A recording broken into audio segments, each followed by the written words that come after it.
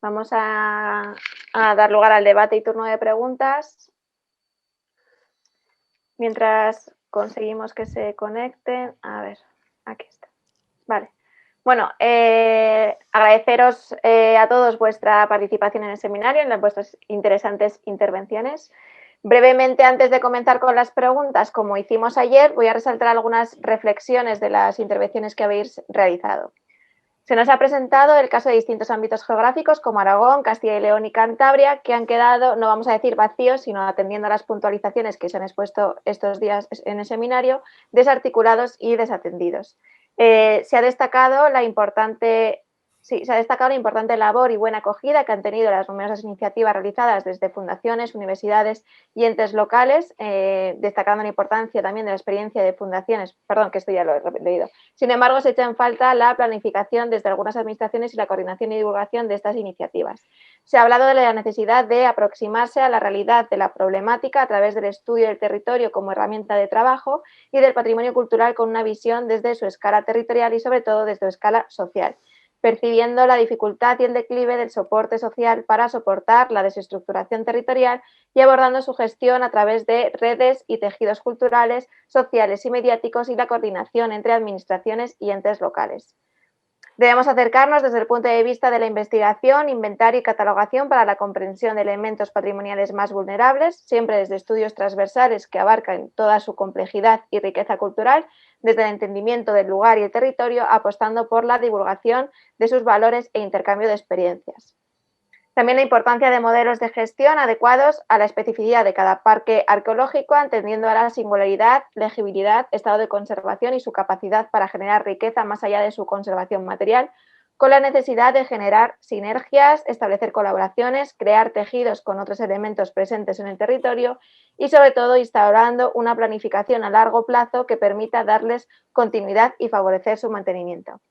Y, por tanto, hemos hablado de que en la regeneración del territorio se requiere actuar a la escala comarcal, no local, tras una adecuada planificación que siente las bases para un desarrollo económico basado en los principales recursos culturales y naturales, contando para ello con el apoyo de la participación ciudadana, mediática, de asesoramiento técnico para los profesionales del lugar, pero sobre todo garantizando el compromiso e implicación de todos los actores implicados.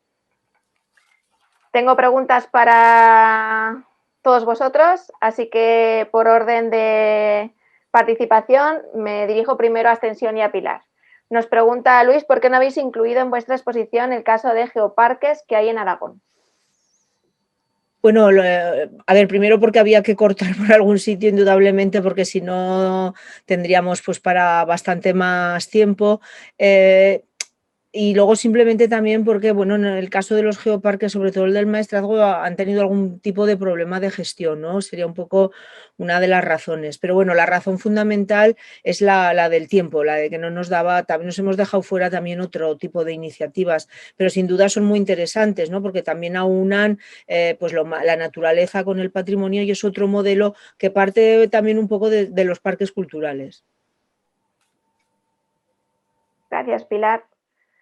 Para Fernando tenemos dos preguntas. Nos preguntan Carlos y Sara, ¿nos podría ampliar un poco más cómo incluyen en los proyectos de patrimonio construido, especialmente en la arquitectura tradicional, la dimensión inmaterial de los paisajes y edificios? ¿Cómo se registran las técnicas y conocimientos asociados a la arquitectura tradicional y al paisaje en los proyectos del CIAT? Bueno, vamos a ver, precisamente los temas de patrimonio inmaterial aplicado a arquitectura tradicional son, bueno, uno de los campos que en los últimos años hemos tenido o hemos querido atender de una manera más detenida, ¿no? Hace una década empezó un poco a verse la importancia de reunir y yo creo que acopiar información de los muchos artesanos que están, bueno, pues realmente terminando su vida profesional o su vida laboral y que muchas veces lo que produce es que mueren con ellos la información más básica, ¿no? Acerca de formas de hacer las cosas que eran ancestrales y que se transmitían de una manera oral de padres a hijos, de unos albañiles a otros a través un poco de los ayudantes, de los aprendices de los oficios y que sin embargo ahora pues se produce una ruptura terrible, ¿no? Nosotros desde el momento mismo que arrancamos con el centro quisimos dejar alguna información sobre esas técnicas. Y en el caso concreto de Segovia, hicimos un poco el esfuerzo de reunir materiales relativos, por ejemplo, a los tejados a la segoviana, a las cubiertas tradicionales segovianas, a, por ejemplo, la fabricación del adobe, cosas de ese tipo, ¿no? Con una empresa aragonesa que hacía unos vídeos magníficos, tuvimos incluso una experiencia y filmamos un vídeo que entonces, fijaos, era en formato VHS, luego creo que aquello se pasó ya a DVD y se pudo hacer además una experiencia específica con entrevistas, etcétera, ¿no? Y en los últimos años, pues lo que hemos querido también, de manera paralela, es, en la medida que hemos podido, hacer en el centro algunas actividades formativas en las que, pues mediante, sobre todo talleres, los alumnos tomaran contacto con el trabajo de esos artesanos. Y en esos talleres han participado artesanos tanto como profesores como alumnos. Es decir, que hemos tenido canteros o carpinteros de armar en los dos lados del campo, digamos, ¿no? Como profesores y como alumnos. Es verdad que es una labor, pues, costosa, lenta, pero es muy importante, ¿no? En algunos de los proyectos, respecto a la pregunta de cómo lo hemos incorporado en los proyectos de investigación, en principio, la mayor parte del trabajo que hemos hecho de catalogación, inventario, no ha reunido más que fichas de inmuebles. O sea, es decir, que cuando nos acercamos un poco, pues, a un municipio, en este caso, pues, de la Sierra de Guadarrama, pues hay muchas veces lo que estás trabajando básicamente es con fichas de inmuebles. Y naturalmente lo que estás es dejando constancia de los elementos materiales. Pero bueno, hemos hecho algunas cosas específicas relacionadas también con lo inmaterial. Y, por ejemplo, ahora estamos en un proyecto que está arrancando en Montejo de la Sierra, en el área de la Sierra del Rincón, que es una reserva de la biosfera, donde queremos precisamente hacer un curso de verano sobre construcción con piedra en seco. Y hay algunas actividades muy interesantes a desarrollar allí, precisamente porque hay incluso habitantes que han participado, hablo de hace décadas, en la construcción de algunas de esas piezas de muros de piedra en seco. Así que es un palo que queremos seguir tocando y que desde luego nos parece fundamental. Gracias, Fernando. Hay una pregunta aquí de Clara un poco general, pero bueno, yo creo que la puede contestar Enrique perfectamente. Nos dice que es una pena que existiendo tantos territorios con problemas idénticos, cada administración tenga que empezar de cero para poder analizarlos, diagnosticarlos y diseñar una línea o estrategia para poder intervenir. ¿Se considera desde vuestra experiencia que es posible llegar a abordar estas cuestiones de forma coordinada, compartiendo experiencias de éxito para la protección y promoción del patrimonio cultural en este contexto de despoblación de forma interterritorial? Bueno, interesante pregunta. A ver, entiendo que la pregunta se refiere a una coordinación entre comunidades, entre territorios con administraciones con responsabilidades particulares, pero también se ha referido, al leer la pregunta, te has referido, yo creo que la preguntadora o preguntador, al hecho de empezar de nuevo cada vez que ese periodo legislativo al que se refería Gabriel, de famosos 4 años, pues también obliga como a replantearse, e incluso a veces a los políticos que llegan o que llegábamos, pues siempre parece como que gusta dejar el propio sello y empezar de nuevo y vender las cosas como algo recién descubierto, ¿no? Efectivamente, esto es un problema, pero yo creo que también hay que echar una lanza en favor de lo mucho que el Estado autonómico, yo aquí soy profundamente autonomista, creo que ha dado de frutos de sí, aun con sus sombras. En fin, en esto también Gabriel hemos hablado muchas veces de ello, ¿no? La necesidad de volver también a esa labor más intensa del Ministerio, refiriéndose a esa escala de territorio que es España, ¿no? Y que incluso con Portugal es la península ibérica. Pero bueno, nunca pienso como en estos últimos 40 años ha habido una labor en favor del patrimonio cultural tan intensa como la que se ha hecho a raíz de la Constitución y del Estado autonómico. En ese sentido, hablando primero del tiempo, luego me referiré a la coordinación entre autonomías, creo que bueno, estamos en democracia, es verdad que hay que conjugar esa labor a largo plazo y eficiente con el hecho de que al final tenemos que rendir cuentas a los ciudadanos y por eso se producen a veces pues, esas necesidades de disfunciones. En ese sentido, creo que hay que conjugar lo uno y lo otro, y muchas de las estrategias que se han planteado aquí, por ejemplo, esa colaboración con la sociedad civil, con las entidades privadas, con esos planes, bueno, pues como ha sido la Fundación Montemadrid, la Fundación Santa María la Real o la Fundación Iberdrola, con la que hicimos otro Románico Atlántico, permite precisamente enganchar con periodos que son atípicamente, desde el punto de vista político, acciones a largo plazo. Y esto en el tiempo ha dado resultado. Y por lo que se refiere a los territorios, Pues creo que, bueno, estamos hablando aquí de ese dar sentido a esa necesidad que han planteado tanto Gabriel como Isaac y yo mismo, pues de la necesidad de funcionar a escala territorial en la gestión del patrimonio cultural y en la gestión del territorio. Y en ese sentido, conviene que haya una adecuación entre las estructuras de gobierno y las estructuras territoriales. Y yo creo que las estructuras actuales, con sus distintos niveles, funcionan suficientemente. Otra cosa es que eso no impide o no obliga a que funcionemos como compartimentos estancos. Hay muchas redes de trabajo que a partir, pues se han mencionado aquí muchas de ellas, los itinerarios culturales europeos nos han obligado, por ejemplo, a establecer relaciones entre comunidades autónomas, en la gestión también del patrimonio mundial. Incluso yo me he planteado ahí, aunque muy rápidamente, ya lo siento, ¿no? Pues ese planteamiento a nivel internacional también de ese trabajo con Portugal, ¿no?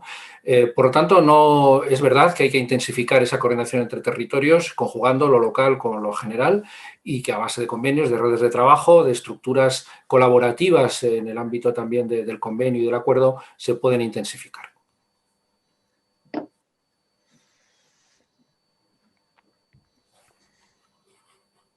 No te oímos, Elena. No. Ahora, gracias, Fernando.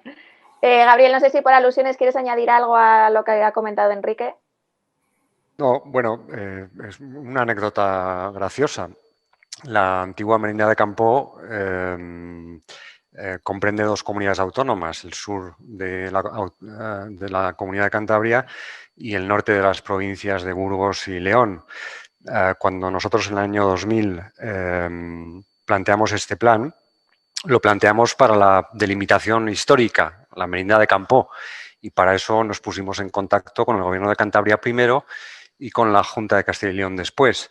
Desgraciadamente, la Junta de Castilla y León no quiso adherirse al convenio. La colaboración interautonómica no fue posible, ¿no? Después la Junta de Castilla y León, estando ya Enrique en la dirección general, por cierto,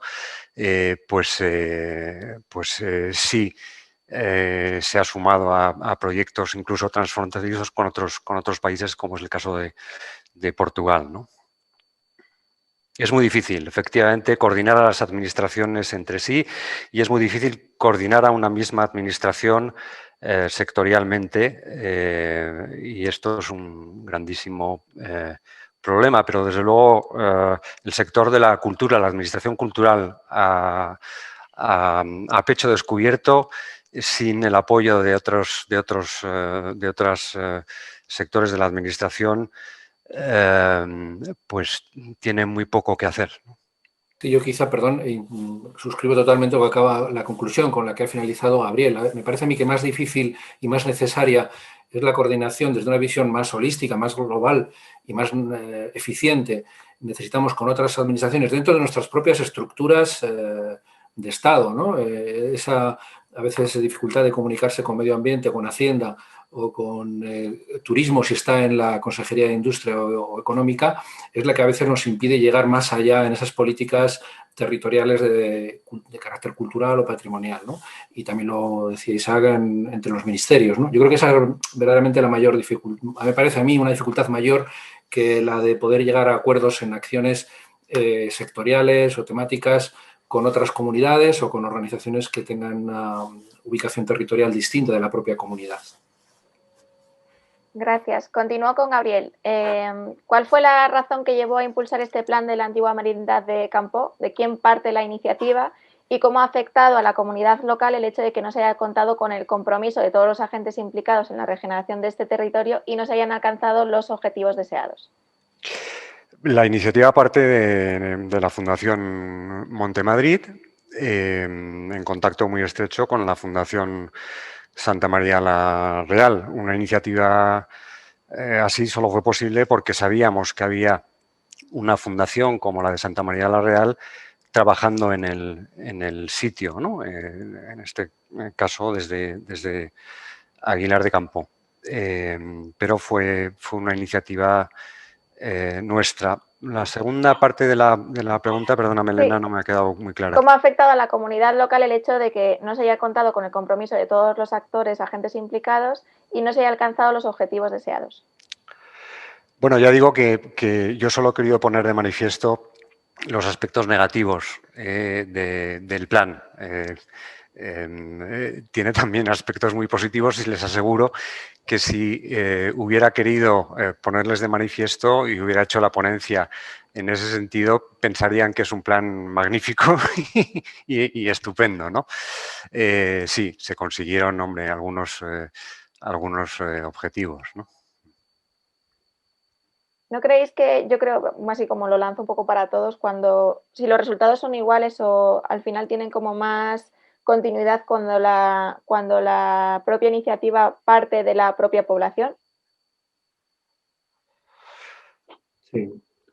Yo creo que es efectivamente, ¿no? Vamos, yo me refiero un poco en la ponencia también a esto, ¿no? La administración puede tener iniciativas y unido al ámbito académico, pero al final estamos hablando, sobre todo en este ámbito rural, mucho de lo que se puede hacer en el día a día. Una iniciativa de un contrato público, primero, bueno, pues cuesta todo un proceso administrativo que cada vez dura más porque los procedimientos legales son cada vez más garantistas y, sin embargo, bueno, pues incluso cuando se ponen en marcha, si no hay una continuidad en ese día a día y una asunción por parte de los ciudadanos y las comunidades locales, esto lo sabe muy bien la UNESCO cuando declara los bienes patrimonio mundial, en la gestión y la asunción como propia de los valores de ese bien cultural o de ese patrimonio, pues no hay mucho que hacer.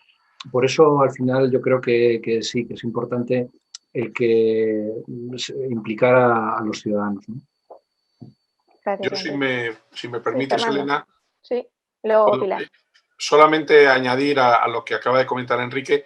En el caso concreto de la arquitectura tradicional, nosotros estamos percibiendo que la respuesta de las comunidades, en este caso de la población, de los lugares, ¿no?, está cambiando con el cambio de la generación, la desaparición, digamos, de las generaciones que han utilizado esas viviendas y que las consideraban, bueno, pues como algo que formaba parte del atraso secular del mundo rural, de una España que se quería superar, ¿no?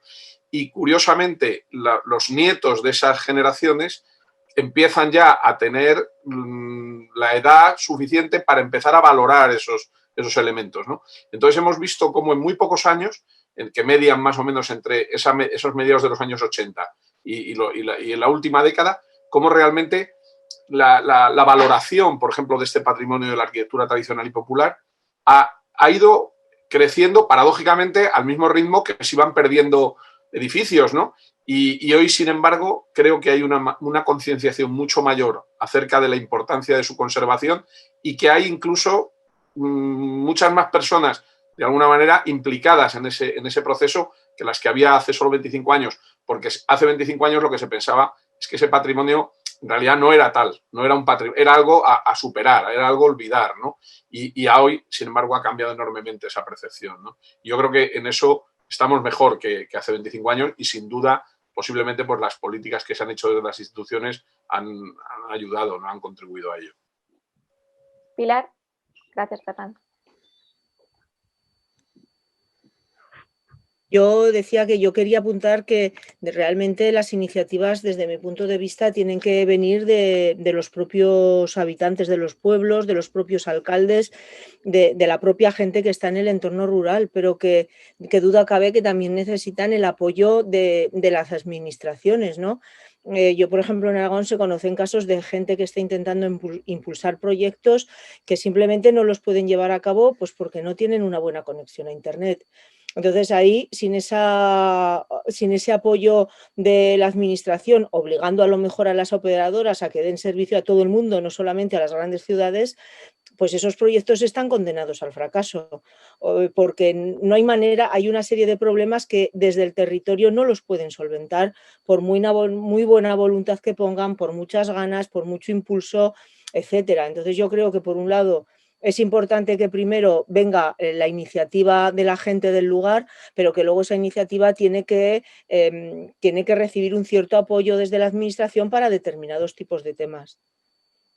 Tiene que ser una acción conjunta.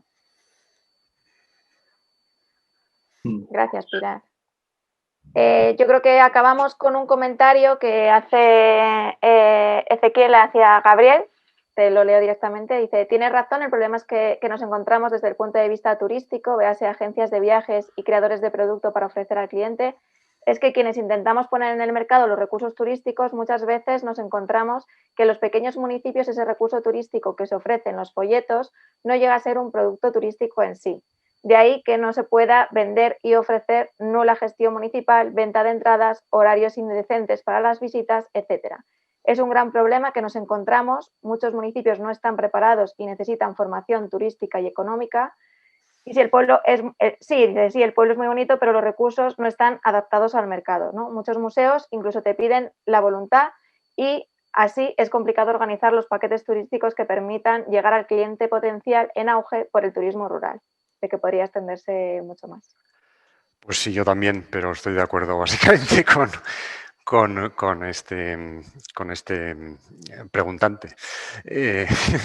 En cualquier caso, hombre, a mí me resulta sorprendente que la administración cultural no se haya dotado más de expertos en turismo y no haya incorporado a todos sus proyectos y actuaciones el mercado turístico cultural, dejándolo, como decía, en manos en muchas ocasiones de turoperadores que no siempre tienen intereses sociales y culturales, ¿no?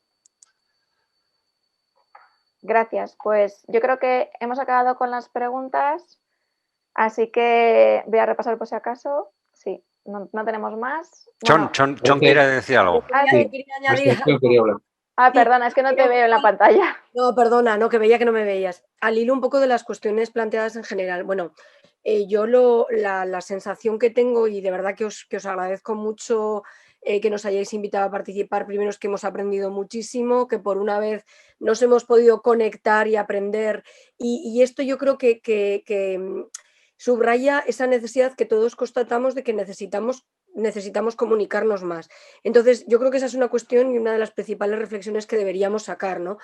¿Quién debe comunicarnos o hacer de comunicador? Pues no lo sé, en este momento ha sido el instituto, maravilloso, ojalá sigáis haciéndolo, porque la sensación que yo tengo es que tenemos un conocimiento adquirido, un espacio de reflexión, una serie de experiencias que nos pueden hacer avanzar, y a mí eso me parece que es muy positivo.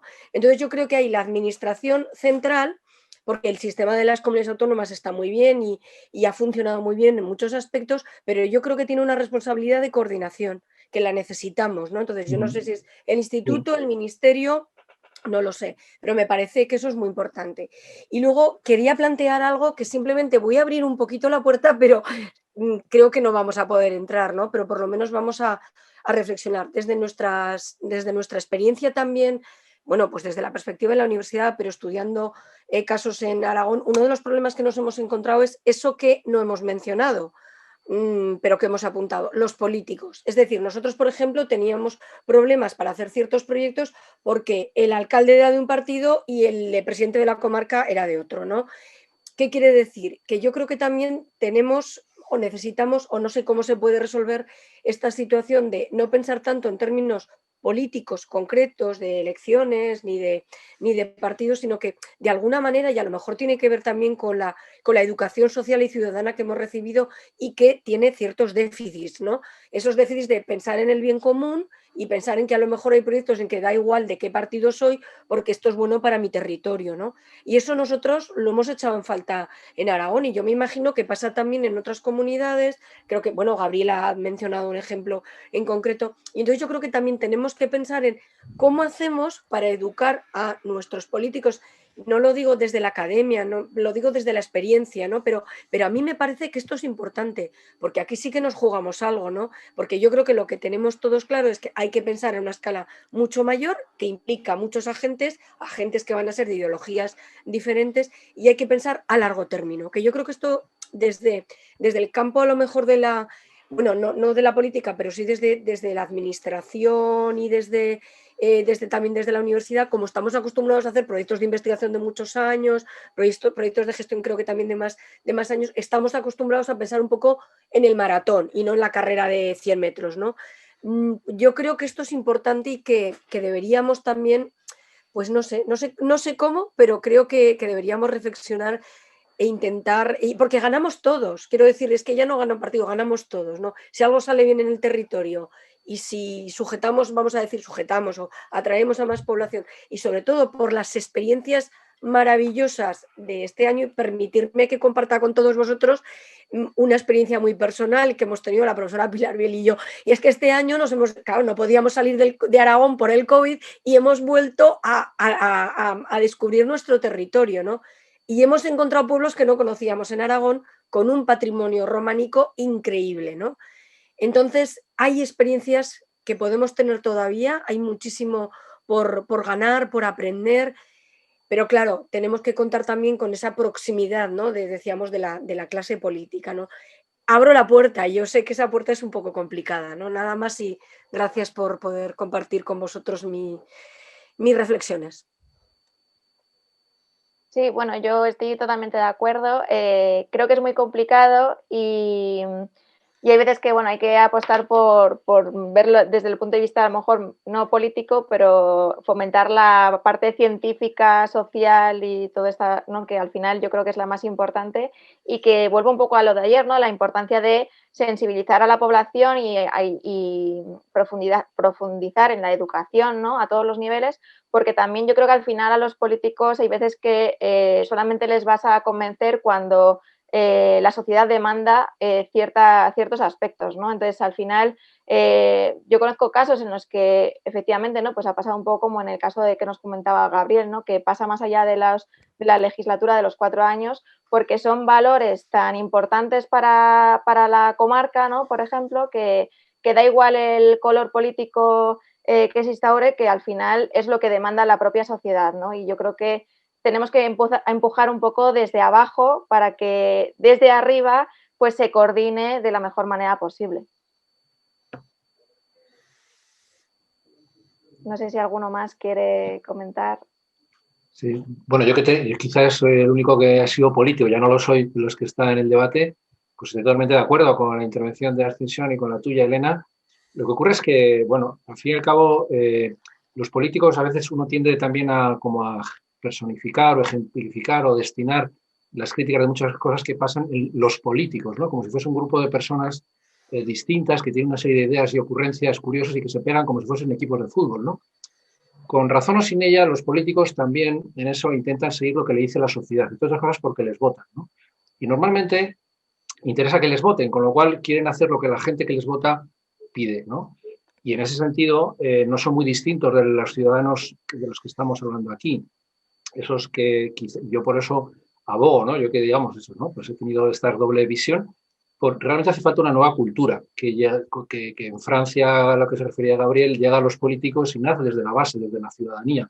Políticos y ciudadanía van en la misma dirección porque los políticos son un grupo de gente dentro de los ciudadanos, no son una gente rara que se dedica a dirigirnos de manera, bueno, pues, en fin, ¿no? Pues dictatorial, cada uno con dictadura de partido, sino que, bueno, pues intentan coordinar las políticas públicas que son lo que quieren los ciudadanos. En ese sentido, estando de acuerdo básicamente en que la política pública tiene que cambiar hacia aún más, evitando el cortoplacismo, teniendo más cultura y profundización científica en las medidas que se toman en los programas públicos, en eso estoy de acuerdo, pero creo que más importante que eso es la necesidad de abordar, y ahí estoy muy de acuerdo contigo, Elena, ¿no? Una nueva educación cultural a todos los niveles, desde la infancia, pero también nuestras edades y nuestra sociedad, ¿no? Creo que hace falta una nueva cultura del respeto al territorio, del respeto no ya al patrimonio cultural solo, ¿no? Y eso tenemos todos que contribuir a ello. En fin, yo pongo siempre un ejemplo, y perdonad, ¿no? Y con esto sí que cierro, ¿no? Lo que los ambientalistas han conseguido en los últimos 50 años y se ha conseguido ya en España, ¿no? ¿Por qué los políticos van detrás de las políticas de protección medioambiental? Incluso las marcas de automóviles o las marcas de producción de energía eléctrica tienen entre sus campañas de imagen pues el respeto al medio ambiente y lo verde, y etcétera. Pues porque hay una cultura general que no viene ya solo, ya no hace falta que venga de la academia ni de los políticos en relación a la protección del medio ambiente, el respeto a la biodiversidad, etcétera, ¿no? Ojalá esa cultura general que en el campo del patrimonio natural ya se comparte a nivel social totalmente y desde la más tierna infancia y en todas las clases sociales, en todos los ámbitos sociales, pudiera producirse de la misma manera un día con nuestro patrimonio cultural y con la riqueza cultural de nuestro territorio en términos amplios, ¿no? Muchas gracias, Enrique. Si me permites, sí. Reforzando un poco esto que dice Enrique, habría que recordar aquella máxima, ¿no? La de piensa globalmente, actúa localmente. Es decir, al final, en el medio ambiente está pasando eso. En patrimonio tenemos también que empezar a trasladar un poco esa idea de qué puedes hacer tú como ciudadano en tu pueblo pequeñito, qué puedes aportar, ¿no? Y comprometer también un poco las acciones. No esperar que la administración vaya a venir a resolver mis problemas, que muchas veces nos encontramos con un discurso en el que parece que es que la administración tiene que venir. Bueno, oye, ¿qué puedes hacer tú, ¿no? Y esa pequeña acción en el plano más local, en la puerta de tu casa, por así decirlo, tiene un enorme valor, ¿no? Yo creo que eso sí que es verdad que tiene que llegar y en el ámbito del patrimonio cultural estoy seguro que va a llegar, pero en el medio ambiente está clarísimo que ha llegado, porque nuestros hijos nos dan todos los días lecciones y papá, eso no se tira aquí, se tira allá, o esto no uses tal cosa, y vemos cómo es desde la infancia, ¿no? Desde la que se ha dado esa formación, y yo creo que es clave. Así que bueno, ¿Y en la universidad has notado ese cambio? En la propia escuela, Sí. yo creo que sí, y de hecho lo vemos, por ejemplo, en el interés que tienen los alumnos, por ejemplo, en los trabajos fin de grado. Bueno, en arquitectura yo creo que los últimos años han sido clave porque el interés hacia la rehabilitación, la intervención en lo ya construido ha sido creciente, ¿no? No sé si específicamente en el ámbito de la arquitectura popular, pero creo que sí, en términos generales. Pero sobre todo en el patrimonio, en términos amplios, muchísimo, ¿no? Es decir, no digo que en la escuela no habláramos hace 25 años de patrimonio, pero el grado de respuesta y de interés que tiene la comunidad universitaria en este evento hacia el tema del patrimonio ha crecido de manera exponencial, muy por encima, yo creo que de otros ámbitos, ¿no? Como el tecnológico. Creo que a la par un poco que los temas medioambientales, ¿no? Ese tema de las arquitecturas bioclimáticas, el tema del respeto al medio ambiente, la baja contaminación, etcétera, ¿no? Pero el patrimonio yo creo que en la escuela ahora sí que es un tema central en el debate académico, vamos, por lo menos en la mía. Bueno, pues yo creo que ahora ya sí, vamos a ir cerrando. Solamente puedo felicitaros también por nuestra parte y también por parte de Javier, que me está escribiendo, que está aquí desde la zona de los inscritos. Felicitaros a todos los ponentes, a los que nos habéis acompañado esta mañana, a los que nos acompañasteis ayer, por vuestras aportaciones. Estoy viendo el chat y veo que ha tenido muy buena acogida todo el seminario. Comentaros que, bueno, como ya os comunicaron ayer, este seminario va a ser colgado en la página de YouTube del Ministerio, en el canal del Ministerio de Cultura, así que podréis consultar todas las ponencias. Y bueno, lo último es invitaros a que participéis también en el seminario que va a tener lugar creo que es 26 y 27 de octubre. Estaremos más enfocados al papel de las asociaciones en la conservación del patrimonio y desarrollo en el medio rural, un poco en continuidad con este seminario, que al final pues quedan muchos palos todavía por tocar, pero que creo que ha tenido muy buena acogida. Y agradeceros de nuevo a todos los ponentes y a todos los oyentes que habéis estado con nosotros estas mañanas. Gracias y espero veros pronto, en un par de semanas.